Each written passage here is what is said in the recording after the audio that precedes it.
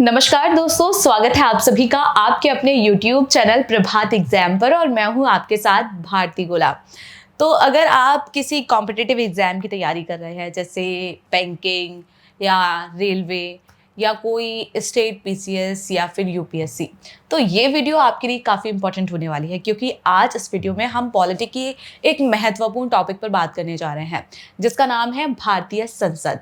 तो भारतीय संसद आखिर है क्या और कितने इसके पार्ट है। इसके अलावा जो मेन हमारा फोकस होगा वो होगा कि राज्यसभा और लोकसभा के बीच में क्या अंतर है। तो चलिए वीडियो की शुरुआत करते हैं। और इसमें हम कौन कौन से मेन टॉपिक कवर करने वाले हैं, सबसे पहले तो हम इसी पर बात करने वाले हैं। सबसे पहले हम इस टॉपिक में बात करेंगे कि भारतीय संसद आखिर क्या है और क्या क्या इसके पार्ट हैं। फिर हम बात करेंगे कि लोकसभा क्या है। फिर हम बात करेंगे राज्यसभा क्या है। फिर हम बात करेंगे कि भारत में लोकसभा और राज्यसभा यानी कि दो सदन की व्यवस्था क्यों की गई है, क्यों संसद के अंदर द्विसदनीय व्यवस्था की गई है। इसके अलावा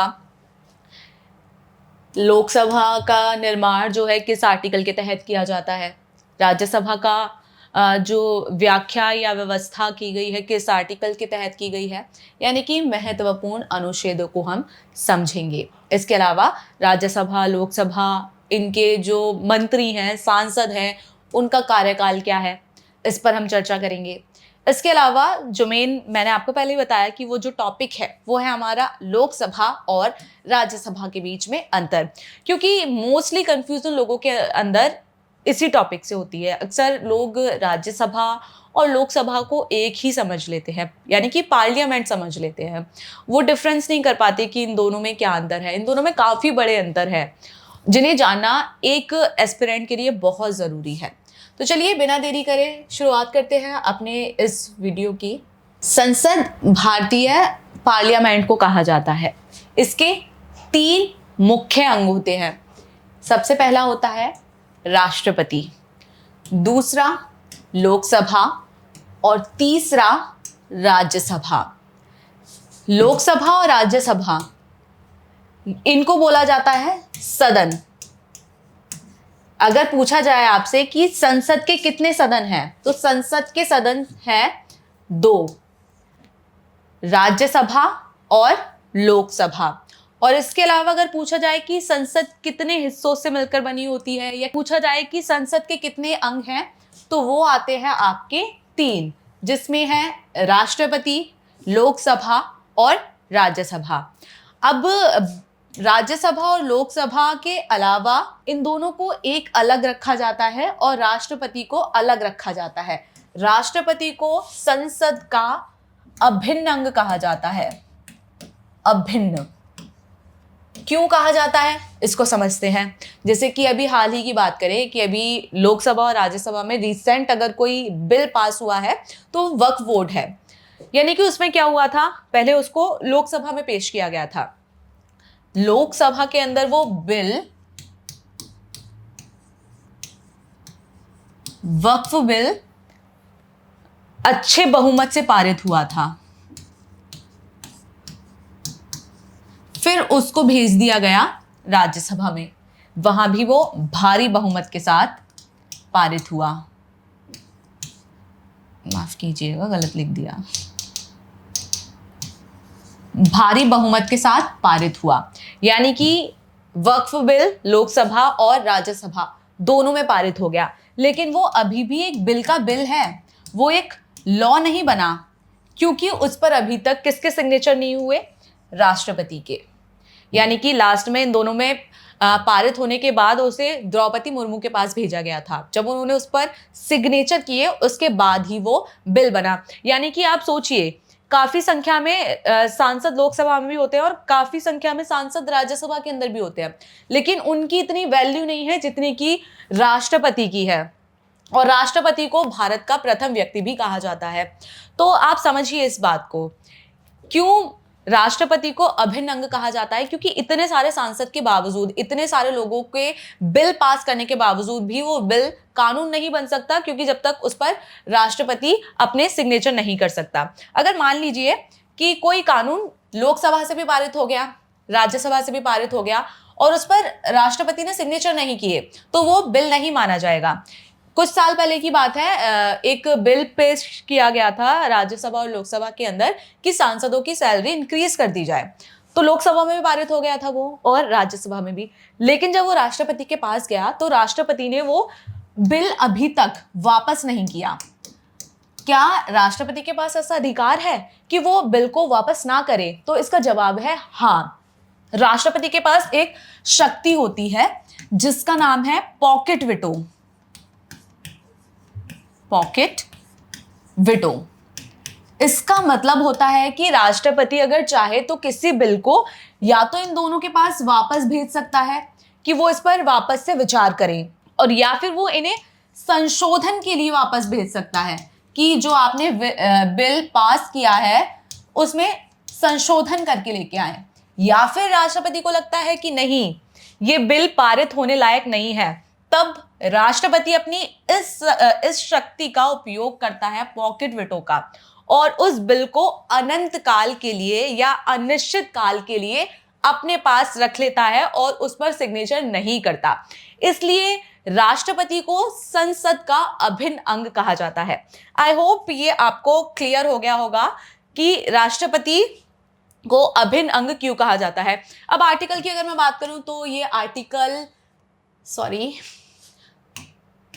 अगर आर्टिकल की मैं बात करूं तो राष्ट्रपति का जिक्र आर्टिकल 79 में किया गया है और लोकसभा का आर्टिकल 81 में और राज्यसभा आर्टिकल 80 में। तो अगर पूछ लिया जाए कि राज्यसभा का जिक्र है या परिभाषा है या व्याख्या है या प्रावधान है किस आर्टिकल के तहत किया जाता है, तो 80, लोकसभा का 81 और राष्ट्रपति का 79 का। आइए तो यहां पर हम समझते हैं। पहले मैंने आपको बताया, एक मिनट, तो आइए समझते हैं कि संसद के 3 पार्ट के बारे में मैंने आपको बताया। एक होता है राष्ट्रपति, फिर इसके बाद आता है लोकसभा, राज्यसभा।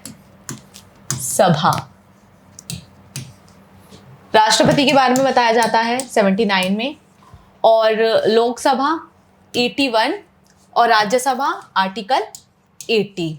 तो देखिए भारत के संविधान में इन दोनों का ही जिक्र किया गया है, लेकिन बात करते हैं कि इनके जो टाइम पीरियड है वो क्या है, कितने इनके अंदर सांसदों की संख्या होती है।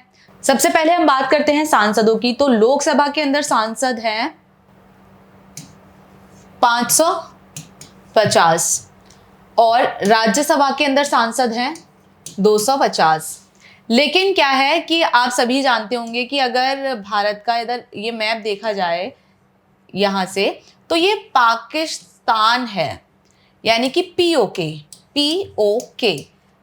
पाकिस्तान ऑक्यूपाई कश्मीर। तो यहाँ के लिए 5 सीट आरक्षित कर रखी हैं दोनों जगह पर, तो इसलिए 5 सीट खाली हैं और यहाँ पे जो सीटों की संख्या हो जाती है 545 हो जाती है और यहाँ पर 245, यानी कि राज्यसभा में 245 और लोकसभा में 545। अब इसके अलावा 2 संख्या और इसमें से कम हो जाती हैं 2। आपने अगर सुना हो एंग्लो इंडियन,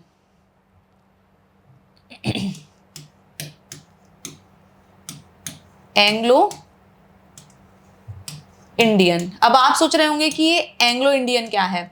तो देखिए एंग्लो इंडियन ये था जब भारत आज़ाद नहीं हुआ था, जिस समय ब्रिटेन का उस पर प्रभाव था, ब्रिटेन उस पर शासन कर रहा था, तो उस समय ब्रिटेन के लोग आते थे और इंडियन लोगों से शादी कर लेते थे, तो उनकी जो जनरेशन होती थी उसको एंग्लो इंडियन कहा जाता था।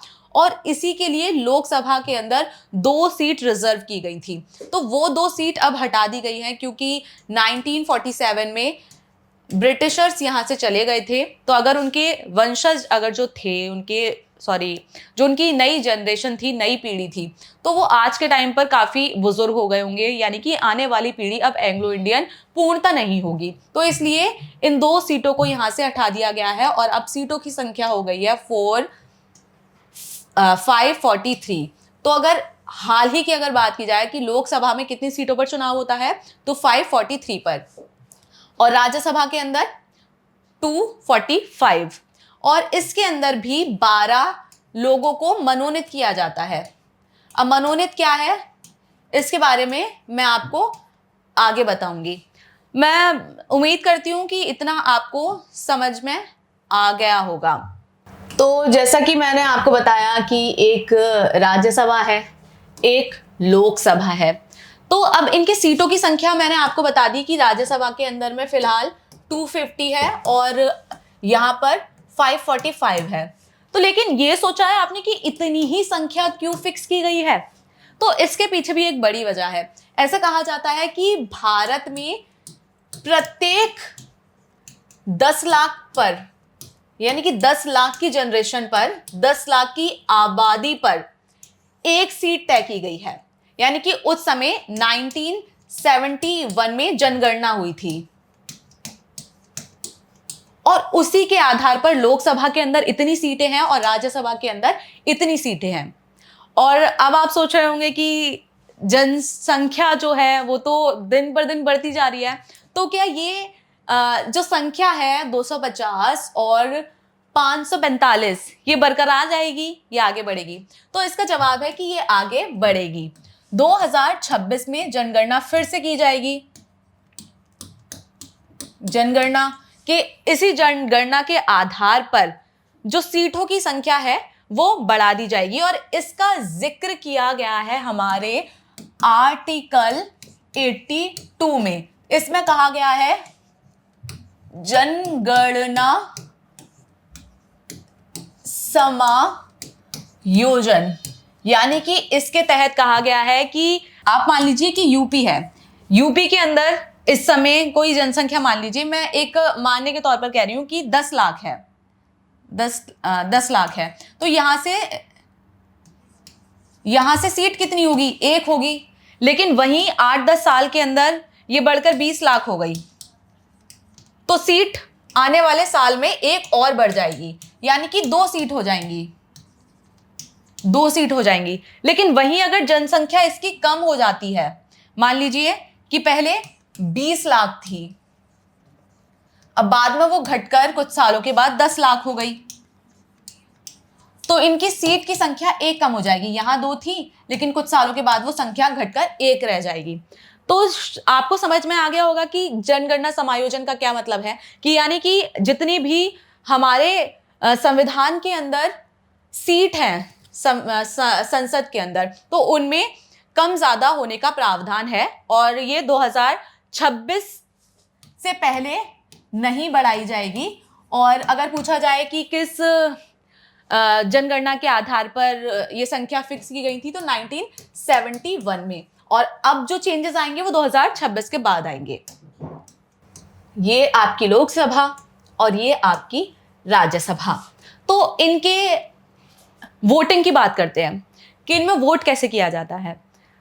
तो जैसा मैंने आपको पहले ही बताया कि 10 लाख पर एक सीट तय की गई है, यानी कि 10 जो एक सांसद है आपका लोकसभा के अंदर, वो एक, अगर वो कोई क्वेश्चन पूछता है पार्लियामेंट के अंदर किसी सदन के दौरान या किसी मीटिंग के दौरान, तो वो सिर्फ एक इंसान का क्वेश्चन नहीं होता है, वो पूरे 10 लाख लोगों का होता है। तो इनकी अगर वोटिंग की बात की जाए तो ये प्रत्यक्ष तरीके से होता है, यानी कि प्रत्यक्ष तरीका डायरेक्ट।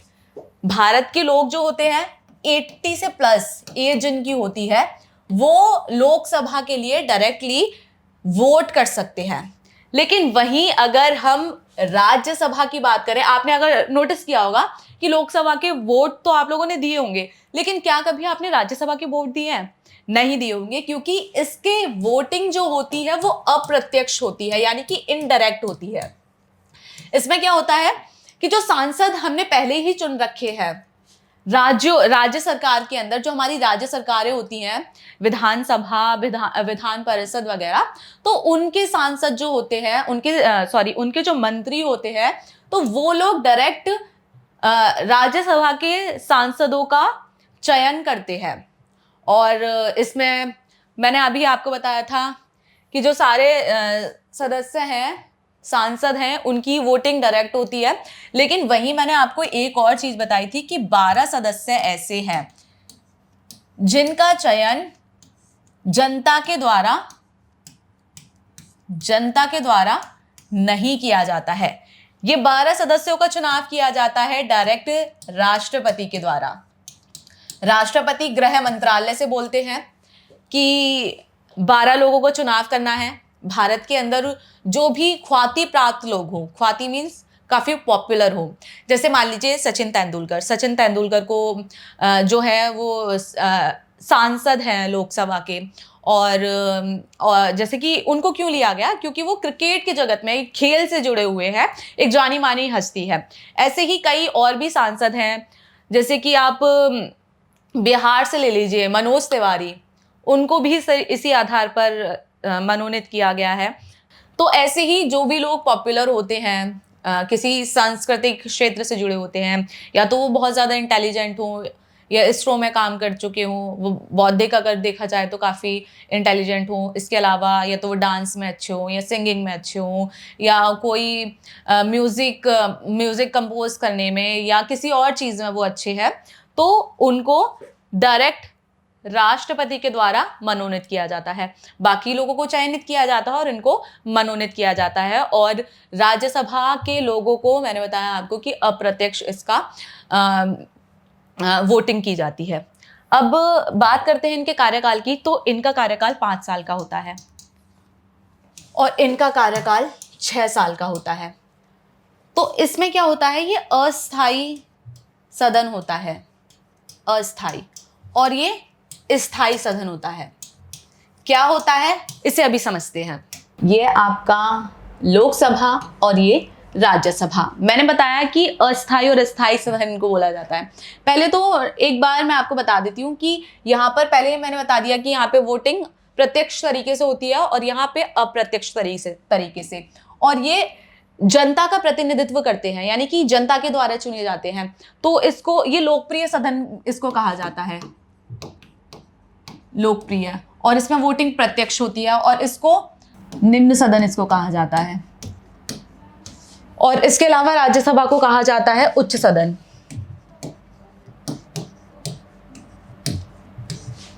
और इसको अस्थायी सदन कहा जाता है। अस्थायी सदन क्यों कहा जाता है ये मैं भी आपको बताऊंगी। और इसको कहा जाता है स्थायी सदन। एक और क्वेश्चन कि जो पार्लियामेंट है इसका जिक्र कहाँ से आया, ये शब्द कहाँ से आया, तो ये फ्रांस से ये शब्द लिया गया है, फ्रांस, पार्लियामेंट का। और इसके अलावा अगर पूछा जाए कि भारत के अंदर जो संसदीय व्यवस्था है तो वो कहाँ की है, वो ब्रिटेन की है। तो ब्रिटेन में भी सेम ऐसे ही व्यवस्था है, लोअर हाउस और अपर हाउस। और इसके अलावा अमेरिका में भी ऐसी व्यवस्था देखने को मिलती है। इसको यूएस में कहा जाता है सीनेट, और ब्रिटेन में कहा जाता है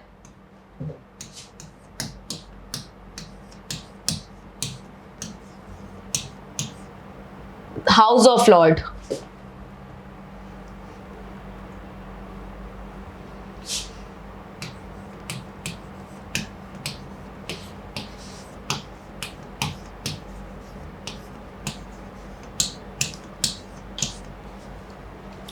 इसकी अगर बात की जाए तो इसको यूएस में क्या कहा जाता है और ब्रिटेन में क्या कहा जाता है, हाउस ऑफ रिप्रेजेंटेटिव।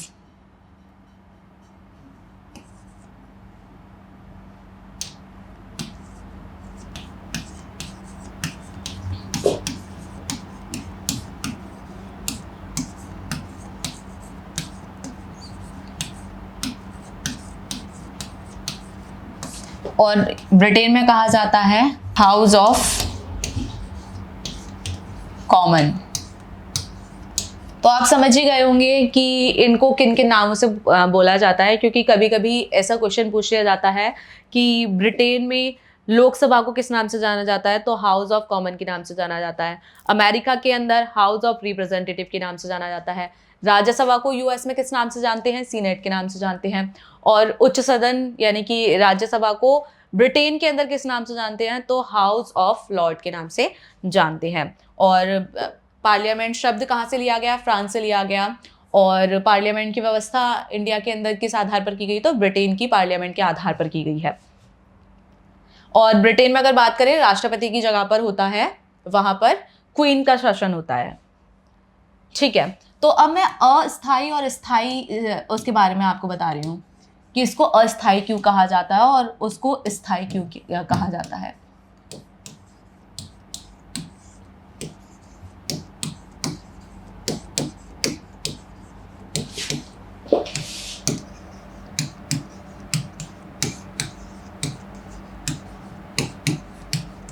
देखिए, इसमें जो चयन किया जाता है वो जनता के द्वारा किया जाता है प्रत्यक्ष तौर पर, और इस पर इनडायरेक्ट किया जाता है अप्रत्यक्ष सांसदों के द्वारा। ठीक है, इतना तो आपको आ ही गया होगा समझ में। तो यहाँ जो कार्यकाल होता है वो 5 साल का होता है, पूरे 5 साल का। और यहाँ पर कार्यकाल होता है 6 साल का, यानी कि हर 5 साल के बाद पार्लियामेंट के अंदर, लोकसभा के अंदर सरकार बदल जाती है। सोचिए कि यहाँ 5 साल हो गए, सरकार बदल गई, कोविड का दौर आ गया, कोई महामारी आ गई या कोई इमरजेंसी आ गई, तो यानी कि इसका टाइम ड्यूरेशन खत्म हो गया। तो यहाँ लोकसभा में कोई भी सांसद नहीं रहा, ये पूरी तरीके से भंग हो गई। भंग मतलब कि अब यहाँ पर है ही नहीं सांसद। और 1 साल तक मान लीजिए पूरा कोविड का दौर चला या कुछ भी चला, तो फिर क्या हुआ, राज्यसभा जो है इसका भी 6 साल का कार्यकाल पूरा हो गया, इसके भी सांसद चले गए। तो सोचिए, पार्लियामेंट में कोई भी एक सांसद नहीं होगा देश को चलाने के लिए। सोचिए, क्या ऐसी स्थिति हो सकती है या कभी हुई है? तो इसका मतलब है, इसका जवाब है नहीं। ऐसा क्यों? क्योंकि राज्यसभा के अंदर जो 6 साल का कार्यकाल है वो 1/3 पीपल्स का होता है, यानी कि होता तो सबका है, लेकिन जो वोटिंग होती है वो 1/3 की होती है। यानी कि इसीलिए ये इसका टाइम ड्यूरेशन खत्म हो सकता है, सांसद यहां से हट सकते हैं, ये भंग की जा सकती है राष्ट्रपति के द्वारा। लेकिन राज्यसभा एक ऐसा सदन है जो कभी भी भंग नहीं किया जा सकता। आइए समझते हैं कैसे। ये राज्यसभा है, तो इसके जो सांसद हैं उनकी नियुक्ति 1/3 के आधार पर की जाती है। यानी कि मैंने आपको बताया, एक आइडिया के तौर पर आप 250 मान लीजिए, 250 का थर्ड कितना हुआ, लगभग 80 के आसपास, लगभग अप्रोक्स नहीं बोल रही हूं मैं, तो मान लीजिए 80 सदस्य हैं, तो इनका जो कार्यकाल होगा वो होगा तो पूरे 6 साल का। लेकिन क्या होगा, जैसे मान लीजिए इसका इन 80 सांसदों का चुनाव हुआ 2010 में, फिर 2002 में, यानी कि 2 साल के बाद फिर चुनाव होगा, 2012 में इनका हुआ, और 2014 में फिर से 2 साल के बाद फिर चुनाव होगा, क्योंकि राज्यसभा के 2 साल बाद चुनाव किए जाते हैं। यानी कि 2-2 साल के अंदर चुनाव हो रहे हैं। ये जाएंगे, इनका 6 साल का कार्यकाल पूरा हो जाएगा 2016 में, यानी कि 16 तक रहेंगे। फिर ये इनका कार्यकाल पूरा होगा 2018 में, और इनका कार्यकाल पूरा होगा 2020 में। यानी कि ये जाएंगे, ये वापस आ जाएंगे, यानी कि ये रोटेशन इनका चलता रहेगा। फिर इनका कार्यकाल खत्म होगा, फिर और सांसदों की नियुक्ति 2 साल के बाद शुरू हो जाएगी। यानी कि इनका रोटेशन चलता रहेगा, ये कभी खत्म नहीं होगा। 2 साल बाद सांसद जाएंगे, 2 साल बाद और सांसद आते जाएंगे। इसलिए इसको अस्थायी सदस्य कहा जाता है, इसको अस्थायी सदन कहा जाता है, क्योंकि इसको कभी कोई भंग नहीं कर सकता, राष्ट्रपति भी नहीं कर सकते। तो आई होप ये सारी चीजें आपको समझ में आ गई होंगी। तो चलिए एक एक चीज को और अच्छे से डिटेल से समझ लेते हैं। वैसे तो मैंने आपको समझा ही दिया है, लेकिन एक बार पीपीटी के थ्रू मैं आपको सारी चीजों को फिर से बता देती हूँ। भारतीय संविधान के अनुसार भारत की संसद के 3 मुख्य अंग होते हैं, राष्ट्रपति, लोकसभा, राज्यसभा। लेकिन राष्ट्रपति संसद का अभिन्न अंग होता है। आप समझ ही गए होंगे कि क्यों अभिन्न अंग होता है। ऐसा इसलिए क्योंकि संसद के दोनों सदन द्वारा पारित कोई भी विधेयक तब तक अधिनियम नहीं बन सकता जब तक कि राष्ट्रपति उस पर अपनी स्वीकृति ना दे दे, यानी कि उस पर अपने सिग्नेचर ना कर दे। उदाहरण के लिए आप समझ लीजिए कि राष्ट्रपति दोनों सदनों का सत्र आहूत करते हैं। आहूत मीन मीटिंग बुलाना। उदाहरण के लिए आप समझ लीजिए कि राष्ट्रपति दोनों सदनों को आहूत करते हैं, यानी कि मीटिंग बुलाते हैं, और या फिर सत्रावसान करते हैं, यानी कि मीटिंग जो भी सत्र चल रहे होते हैं उसको क्लोज करते हैं। तो लोकसभा को विघटित किया जा सकता है। विघटित यानी कि भंग किया जा सकता है। अगर कोई बहुमत पूरे नहीं है या सरकार अपना काम ठीक से नहीं कर रही है तो लोकसभा को भंग किया जा सकता है। जब संसद का सत्र ना चल रहा हो तो वह अध्यादेश जारी कर सकते हैं या दोनों के संयुक्त बैठक की व्यवस्था कर सकते हैं। यानी कि जब भी कभी जरूरत पड़ती है, मान लीजिए कि कोई सत्र चल रहा है तो राष्ट्रपति किसी भी सत्र को उसको आगे तो खैर नहीं बढ़ाया जा सकता, लेकिन उसमें एक लोकसभा को भंग किया जा सकता है। इसके अलावा मान लीजिए कि लोकसभा में इलेक्शन नहीं हो पाए, सांसदों की संख्या नहीं है, सिर्फ और सिर्फ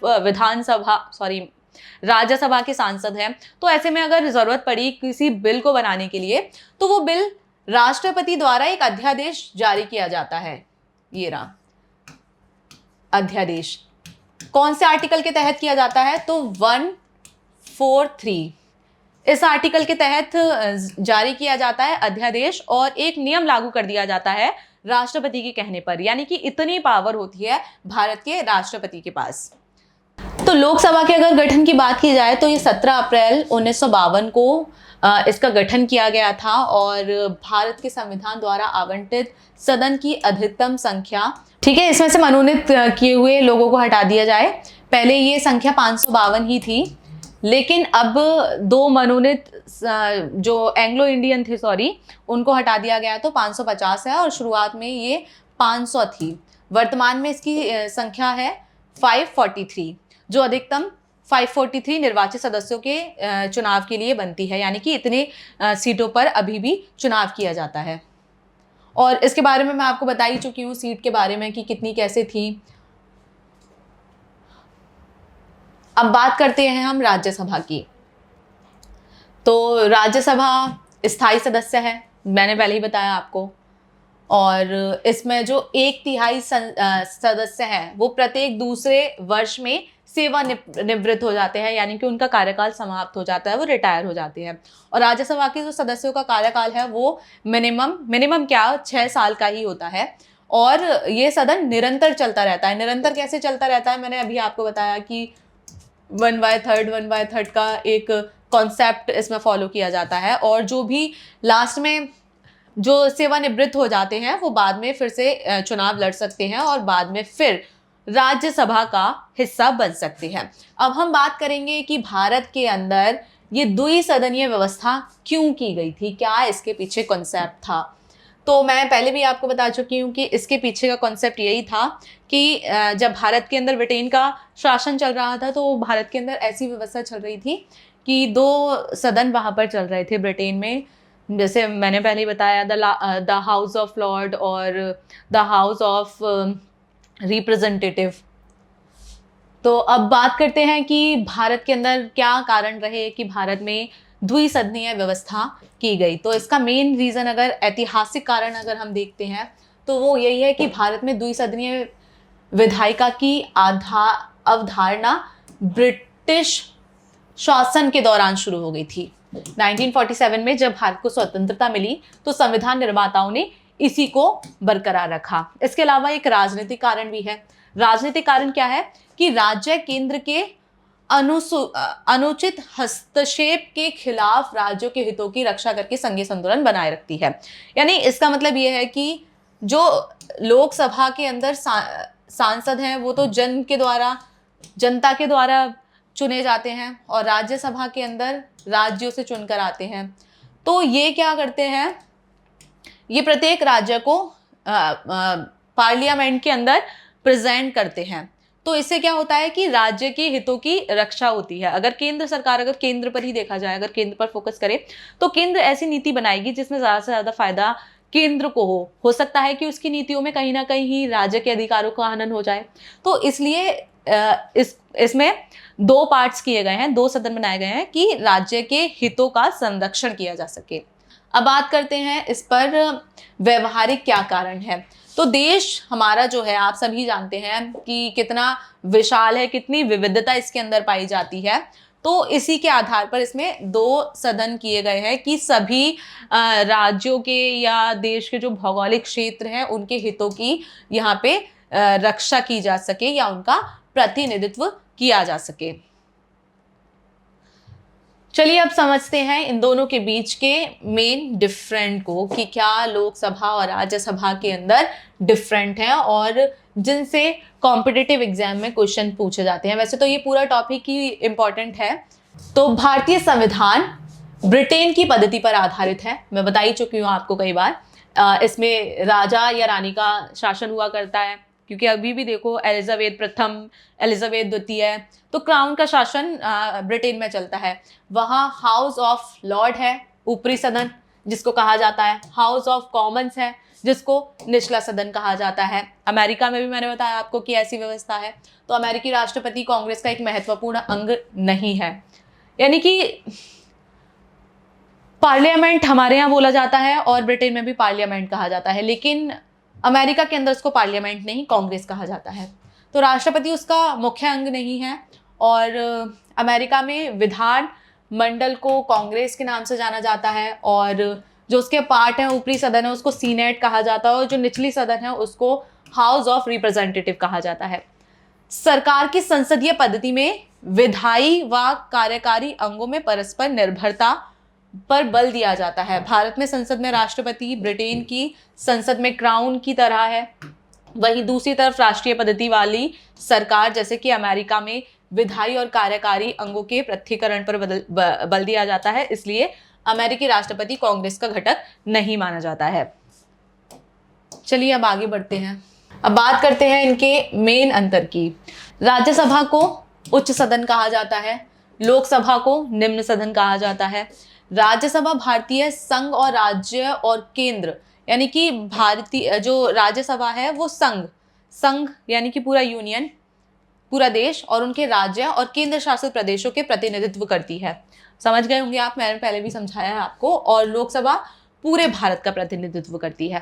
राज्यसभा का सदस्य बनने के लिए न्यूनतम उम्र जो है वो 30 साल होनी चाहिए, लेकिन लोकसभा का सदस्य बनने के लिए ये उम्र 25 साल होनी चाहिए। अधिकतम सदस्य संख्या 250 है, जिनमें से 228 सदस्य राज्यों से हैं और 12 सदस्य मनोनीत हैं। वर्तमान में इनकी संख्या 245 है। केवल राज्य विधानसभा और विधानसभा वाले केंद्र शासित प्रदेशों के सदस्य ही इसमें मतदान कर सकते हैं, और इसमें अधिकतम संख्या 550 है। 530 सदस्य राज्यों का प्रतिनिधित्व करते हैं और 20 सदस्य केंद्र शासित प्रदेशों का प्रतिनिधित्व करते हैं, और वर्तमान में इनकी संख्या 543 है। निर्वाचक मंडल 18 वर्ष से अधिक आयु का कोई भी नागरिक मतदान कर सकता है। अब मुझे लगता है कि ये पूरा टॉपिक आपको समझ में आ गया होगा, और जहाँ तक है मुझे लगता है कि इससे अगर आपसे कोई क्वेश्चन पूछा जाता है इस टॉपिक से तो आप बहुत ही आसानी से उसका जवाब दे देंगे।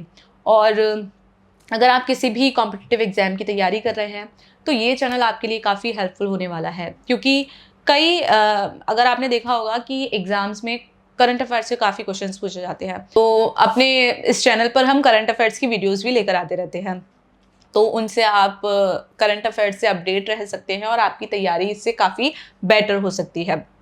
तो इसलिए इस वीडियो को ज़्यादा से ज़्यादा फॉरवर्ड करें, जिससे कि आपके अगर कोई दोस्त हैं जो कॉम्पिटिटिव एग्जाम की तैयारी कर रहे हैं तो उनको भी इसका बेनिफिट मिल सके, और साथ ही साथ चैनल को सब्सक्राइब भी ज़रूर करें।